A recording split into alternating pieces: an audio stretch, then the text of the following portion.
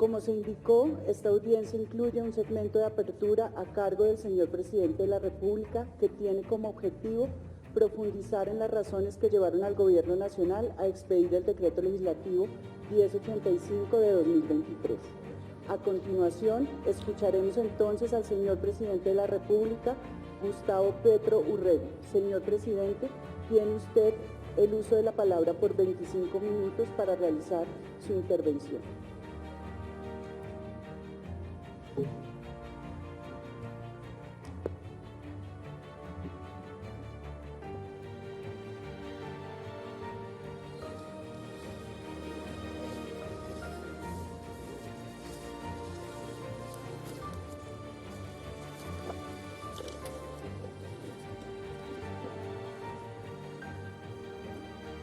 Señor Presidente de la Corte Constitucional, Diana Fajardo Rivera, magistradas y magistrados de la Corte Constitucional, ministros y funcionarios del Gobierno Nacional y medios de comunicación y ciudadanía en general aquí presente.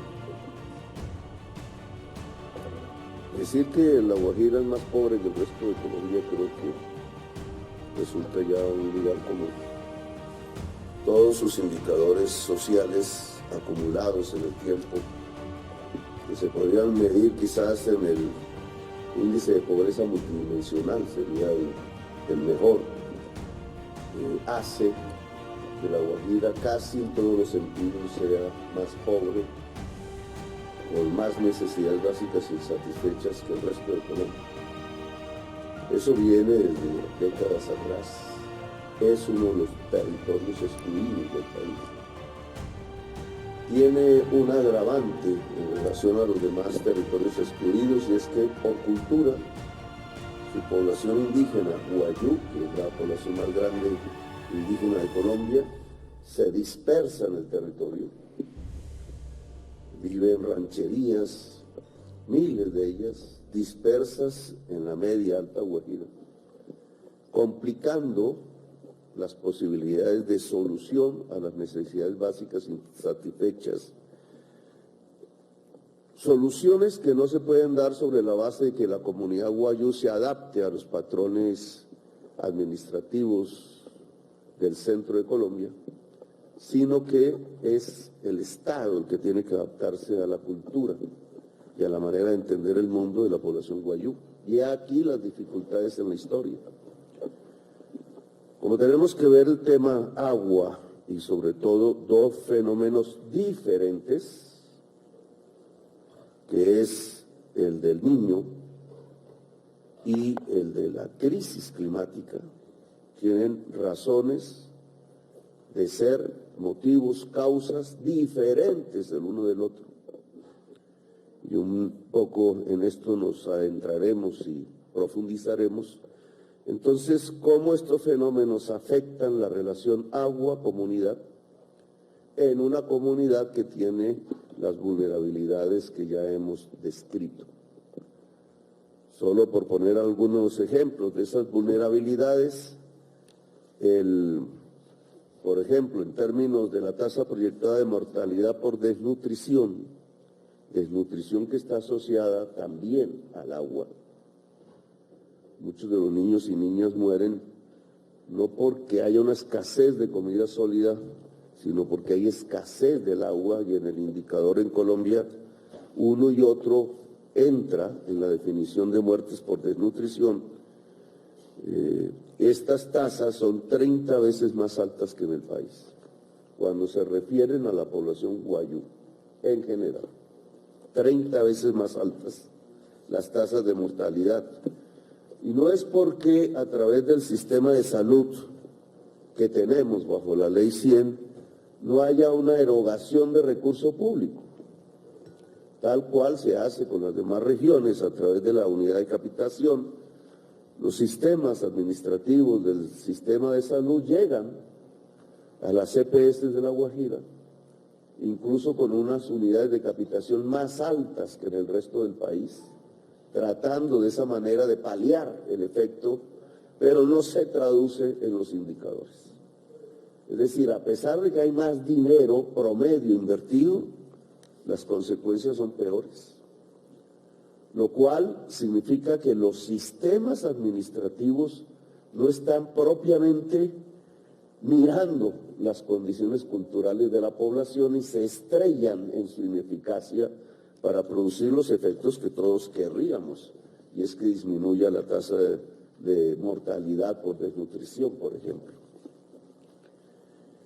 Si se miran otros ejemplos como el PAE, el Programa de Atención Escolar, que también debería cumplir con el propósito estudiado en Bogotá, programado en Bogotá, tenemos que más del 20% de la niñez en La Guajira, pero un porcentaje mayor cuando se trata de la población guayú repartida por el territorio, pues no tiene PAE.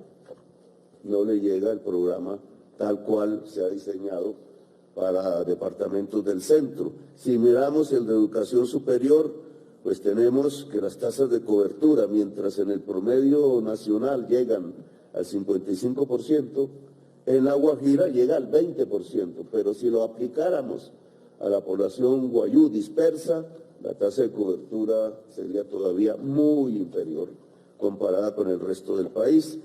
Y no voy a seguir en esta cuita. Ustedes me preguntaron qué pasa con estos indicadores y la migración. Es un tema nuevo relativamente para La Guajira. Este cuadro que se elaboró para su estudio, fuente CISPRO, nos indica que para el año 2020 los grupos afiliados por carnets que entrega el gobierno a la población fundamentalmente venezolana eran del orden de 7.490 en enero del 2020. Para marzo, junio del 2023, esta cuantía que ha aumentado permanentemente llega a 83.000.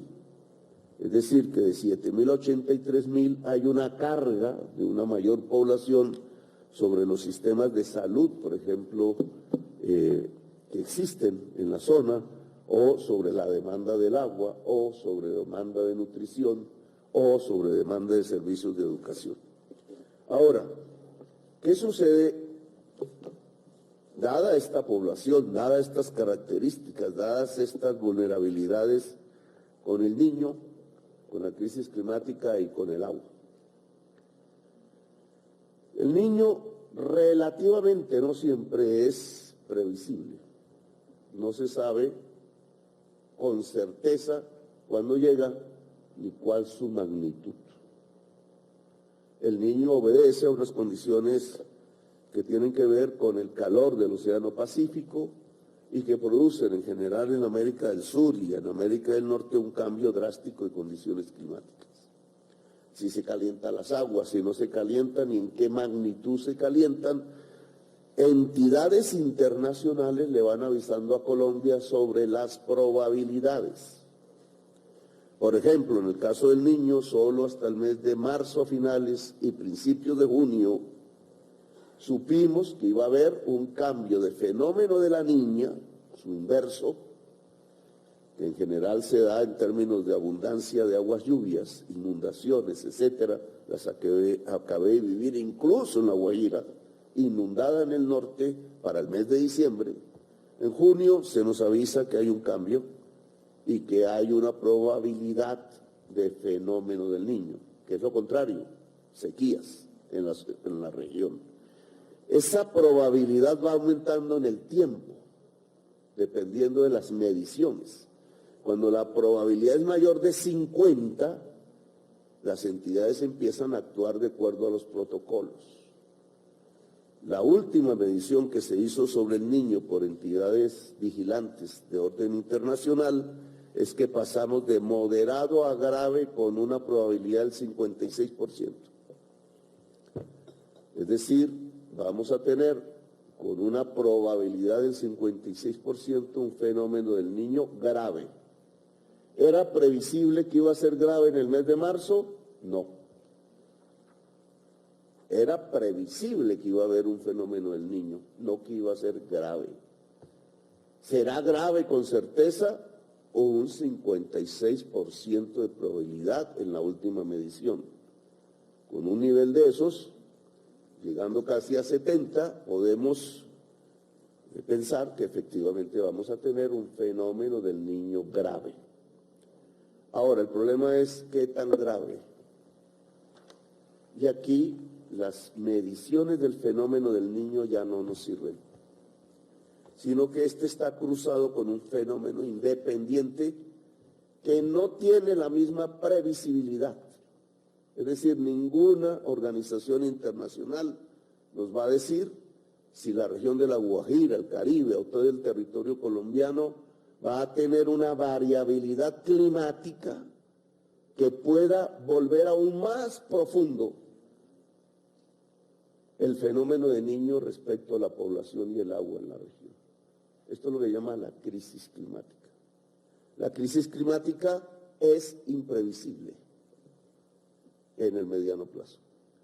La crisis climática, ¿qué se debe? A gases que salen por el carbón, por el uso del petróleo, por el uso del gas, que se han acumulado durante la revolución industrial hasta la fecha, cada vez en una forma mayor, casi que exponencial, y que cambia el ciclo del agua al derretir grandes masas de hielos, al evaporarlas en la atmósfera del océano, etcétera, se produce un cambio del ciclo del agua que implica un cambio de los ciclos vitales.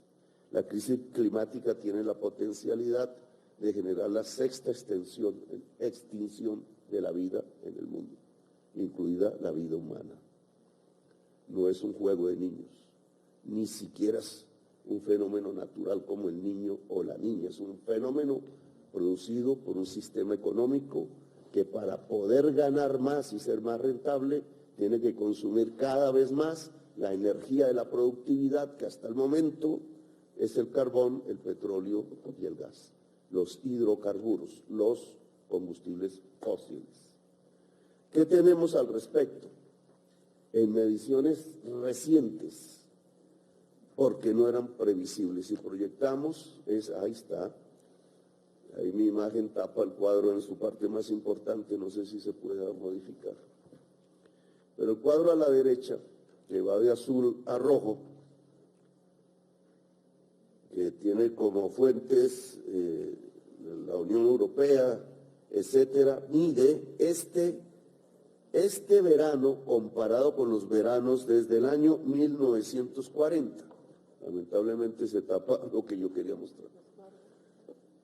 Entonces, en la parte azul ustedes ven 1940 corriendo en el tiempo hasta la última medición hecha en el 2023. Esa medición del 2023, no sé si se pueda bajar ahí, ya se ve. La última barra en rojo es la medición para este verano en el hemisferio norte. Verano que aún está transcurriendo en este momento, aún no hemos llegado a la parte más cálida del verano europeo, norteamericano y asiático. Pero esa última barra indica que no tiene ninguna correlación con todo el periodo que se ha medido en ese cuadro. Es excepcionalmente alta, tan alta que nunca la humanidad había sentido un verano así en los últimos 100.000 años, desde que se poseen mediciones. Es por eso que las organizaciones mundiales dedicadas a este estudio predicen que este año vamos a tener un nivel de calentamiento de toda la superficie terrestre promedio, que era lo que se trataba de evitar con 28 conferencias de partes en las Naciones Unidas, integradas por todos los presidentes del mundo, trazando medidas que se aplicaron o no, pero que llevan a un enorme fracaso en este año. Este año es altamente probable que la superficie terrestre promedio tenga una temperatura superior a 1,5 grados por encima del promedio de la revolución industrial, medida que los científicos, miles de científicos reunidos en el panel de expertos dijeron no debemos sobrepasar porque es la antesala del punto de no retorno. el punto de no retorno significa que hagamos lo que hagamos, ya no podremos detener las consecuencias, se volverán irreversibles de la crisis climática en el mundo, con su potencial de extinción de la vida en el planeta Tierra.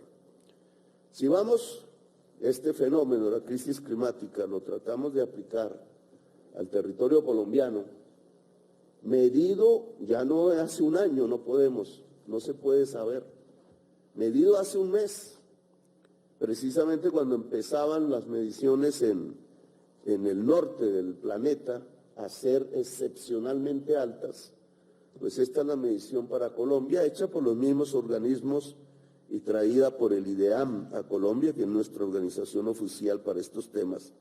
Está la temperatura superficial máxima por estimación satelital. Es el cuadro de la izquierda.